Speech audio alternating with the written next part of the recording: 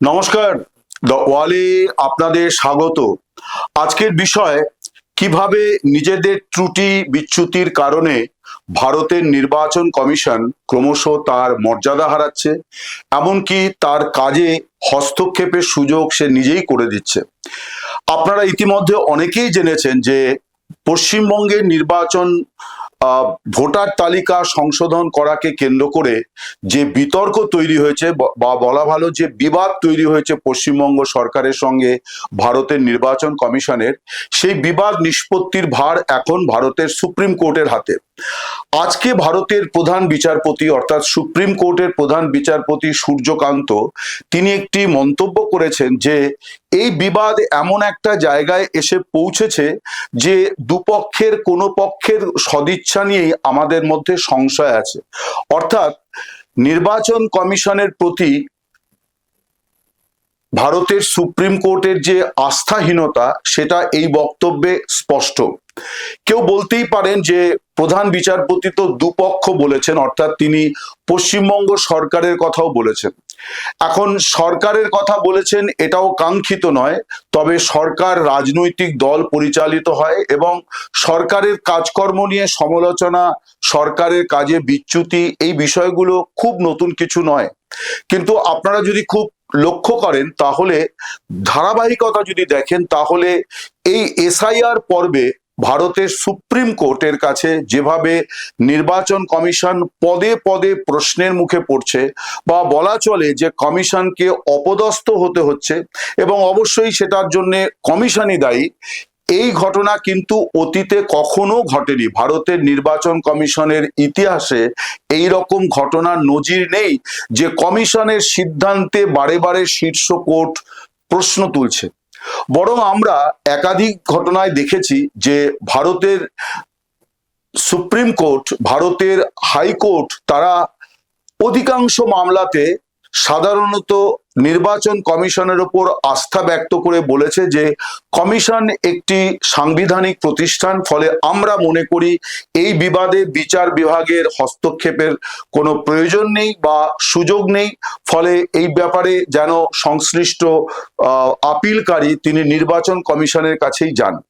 যেমন আজকে যে বিষয়টি নিয়ে মূল বিতর্ক, সেই বিতর্কের ক্ষেত্রেও কিন্তু অতীতে ভারতের সুপ্রিম কোর্ট তারা নির্বাচন কমিশনের ওপরেই আস্থা রেখেছে।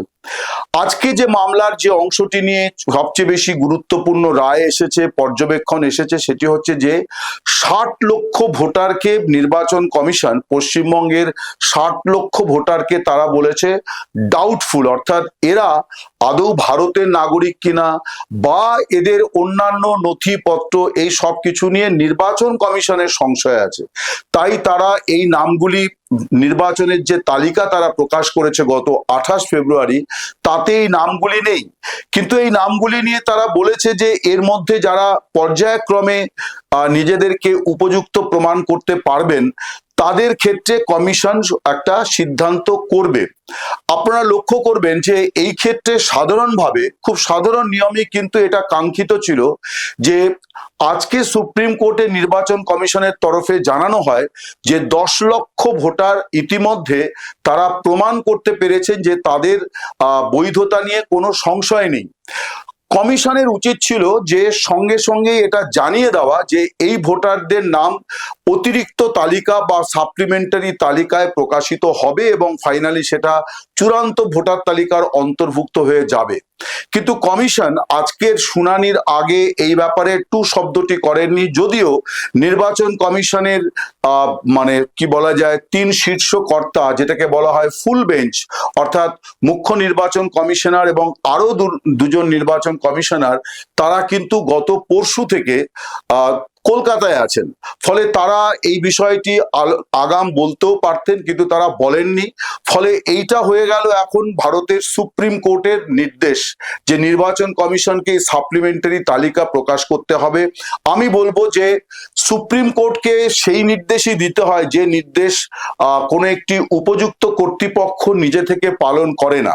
ফলে এইটা নির্বাচন কমিশন যে দায়িত্ব পালন ঠিকমতো করছে না, এটা তার একটা দৃষ্টান্ত। বিষয়টি খুব জটিল নয়, কিন্তু আমি বলবো যে সুপ্রিম কোর্টকে কেন বলতে হলো এটাই একটা বড় প্রশ্ন। এর থেকেও বড় যে বিষয়টি নিয়ে আজকে সুপ্রিম কোর্ট মন্তব্য করেছে এবং যেখানে সে এই অনাস্থার প্রসঙ্গটি এনেছে, বলেছে যে এই যে 60 লাখ ভোটার যারা, তাদের মধ্যে যারা নিজেদেরকে উপযুক্ত প্রমাণ করতে পারবেন না, তাদের ভবিষ্যৎ কি হবে। অর্থাৎ সুপ্রিম কোর্ট ভোটাধিকারকে অনেক বেশি গুরুত্ব দিচ্ছে এবং তাদেরকে সুযোগ দিতে হবে যে তারা ভারতের নাগরিক বা অন্যান্য যে ক্রাইটেরিয়া গুলো আছে বা মানদণ্ডগুলি আছে, সেই মানদণ্ডগুলো মেনে তারা ভোট দিতে পারবেন। এই জন্যে সর্বশেষ সুযোগ তাদের দিতে হবে। এই জন্যে কিন্তু ভারতের নির্বাচন কমিশনের ওপর ভারতের সুপ্রিম কোর্ট ভরসা করলো না। তারা অর্থাৎ প্রধান বিচারপতি আজকে বলেছেন যে এর জন্য একটা ট্রাইব্যুনাল গঠন করা যেতে পারে। এই প্রথম ভারতে একটি ইলেকটোরাল ট্রাইব্যুনাল গঠিত হতে যাচ্ছে। ভারতের শীর্ষ আদালতের প্রধান বিচারপতি সূর্যকান্তের বেঞ্চ বলেছে যে হাইকোর্টের প্রধান বিচারপতি তিনি যেন অবসরপ্রাপ্ত বিচারপতিদের সঙ্গে কথা বলে একটা নামের তালিকা সুপ্রিম কোর্টকে পাঠান, যে যাদের মধ্যে একজনকে ভারতের সুপ্রিম কোর্ট এই ইলেকটোরাল ট্রাইব্যুনালের চেয়ারম্যান করবে এবং আরো কয়েকজন বিচারপতিকে তারা বেছে নেবে, অবসরপ্রাপ্ত বিচারপতিকে, যারা এই ট্রাইব্যুনালের সদস্য হিসেবে কাজ করবেন এবং কাজের বহর অনুযায়ী তাদেরকে দেওয়া হবে, অর্থাৎ মানে সদস্য সংখ্যা বাড়ানো হবে ট্রাইব্যুনালের। এখন প্রশ্ন হচ্ছে যে আমরা যদি আসামের ভোটার তালিকা সম্পর্কে আপনাদের যদি ধারণা থাকে, তাহলে আপনারা জানবেন যে দীর্ঘদিন ধরে প্রায় 1986 সাল থেকে আসামের ভোটার তালিকাতে ডি ভোটার বলে এক ধরনের ভোটারের নাম আছে, অর্থাৎ ভোটারের নাম আছে কিন্তু ব্র্যাকেটে লেখা আছে ডি, অর্থাৎ ডাউটফুল। অর্থাৎ তিনি যতদিন না নিজেকে বৈধ ভোটার হিসেবে প্রমাণ করতে পারছেন ততদিন পর্যন্ত তিনি ভোটাধিকার প্রয়োগ করতে পারবেন না, কিন্তু তার নামটি তালিকায় থাকবে এবং ডি ভোটার হিসেবে তিনি আছেন, অর্থাৎ ডাউটফুল ভোটার।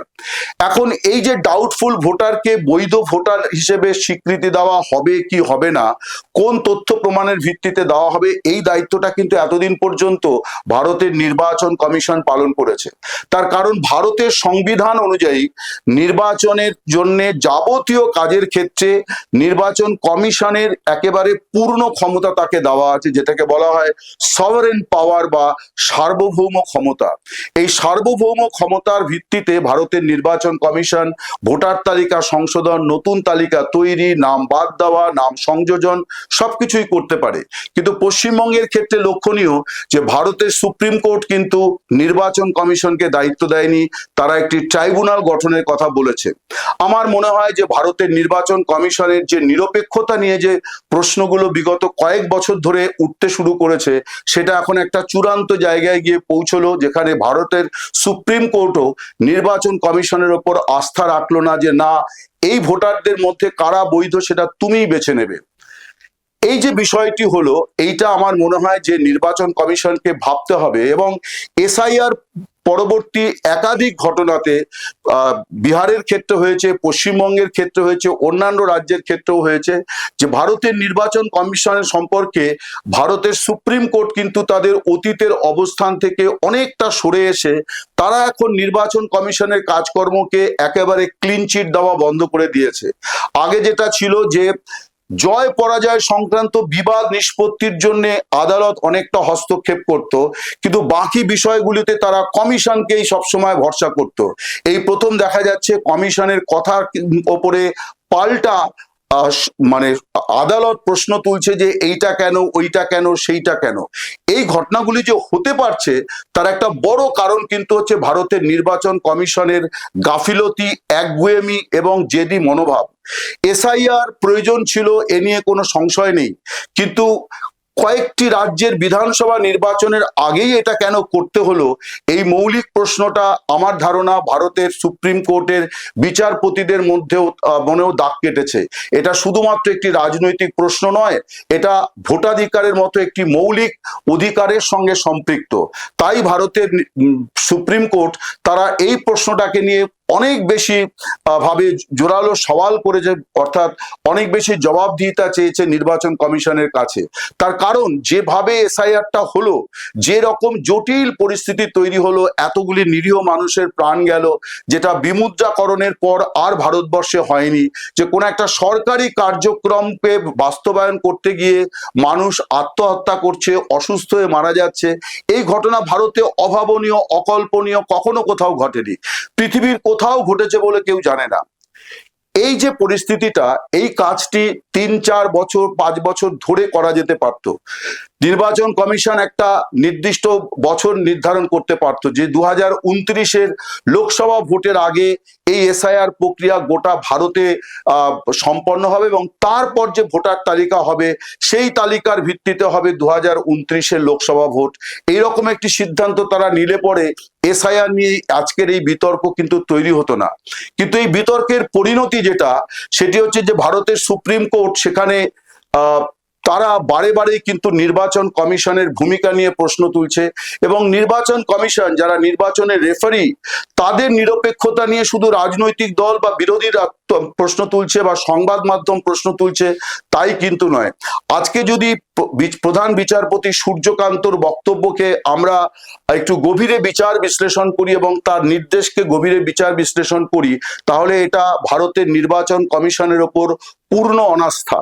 তার কারণ ভোটার তালিকা সংশোধন সংক্রান্ত যাবতীয় কর্মকাণ্ডের ব্যাপারে শেষ কথা বলার অধিকার দেওয়া আছে বা দেওয়া ছিল এতদিন পর্যন্ত ভারতের নির্বাচন কমিশনকে। এই প্রথম জুডিশিয়ারি সেখানে ঢুকে যাচ্ছে, অর্থাৎ বিচার বিভাগের নজরদারিতে এই কাজ সম্পন্ন হচ্ছে। আপনারা ইতিমধ্যেই জানেন যে প্রায় 1,20,00,000 ভোটার যাদের নথিপত্র নিয়ে সংশয় ছিল, তাদের বিষয়টি নিষ্পত্তি করার জন্য ইতিমধ্যে জুডিশিয়াল অফিসার নির্বাচন কমিশনের কাজে সহযোগিতা করার জন্য সুপ্রিম কোর্ট জুডিশিয়াল অফিসার নিয়োগ করেছে। বাইরের রাজ্য থেকেও তারা এনে দিয়েছে যাতে কাজটা দ্রুত হতে পারে।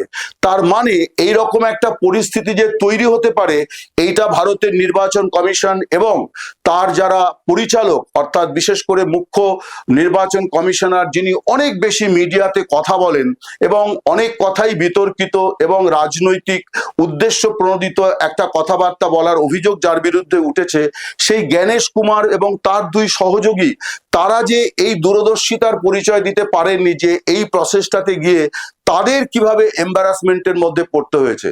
রাজনৈতিক দল কিন্তু নয়, আমি বরং বলবো যে এসআইআর প্রক্রিয়া নিয়ে যে পরিস্থিতি তৈরি হয়েছে, তাতে ভারতের নির্বাচন কমিশন এই সাংবিধানিক প্রতিষ্ঠানটির শুধু নিরপেক্ষতা নিয়ে প্রশ্ন উঠেছে তাই নয়, তাদের প্রশাসনিক দক্ষতা, দূরদর্শিতা নিয়েও প্রশ্ন উঠেছে, এবং এই নির্বাচন কমিশনের 3 কর্তা তারা নির্বাচন কমিশনের মর্যাদা রক্ষায় চূড়ান্তভাবে ব্যর্থ।